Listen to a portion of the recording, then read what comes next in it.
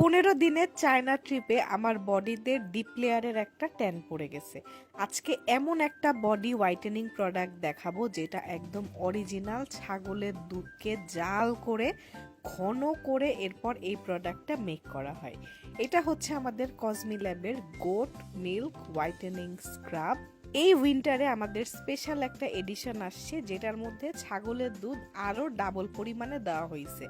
আগের ভার্সনটা যদি দেখেন ওইটায় সাদা টাইপের কালার ছিল, আর এইবারের হচ্ছে দুধটাকে ঘন করে একদম মালাই বানায় এই স্ক্রাবটা রেডি করা হয়েছে।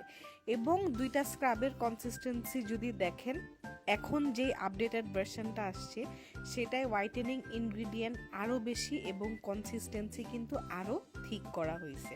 এটায় ছাগলের দুধ ছাড়াও আছে alpha arbutin, niacinamide, tranexamic acid, এটার মধ্যে আছে গ্লুটাথিয়ন, যেটা বডি স্পটে খুব ভালো কাজ করবে এবং বডি হোয়াইটেনিংয়েও খুব হেল্প করে। প্রথমে হাতটা ভিজিয়ে পরিমাণ মতো স্ক্রাব নিয়ে হালকা হালকা করে রাব করতে হবে।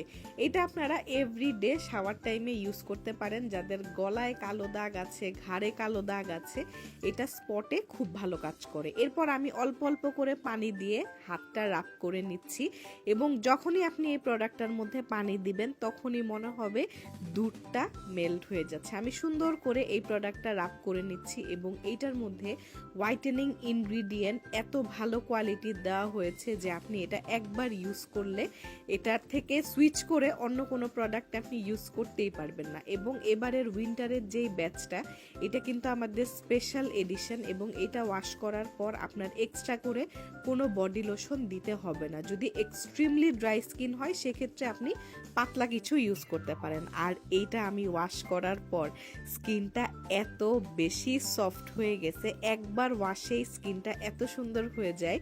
তো চিন্তা করেন এটা যখন আপনি রেগুলার ইউজ করবেন ও কিন্তু বডিতে ট্যান পড়তেই দিবে না।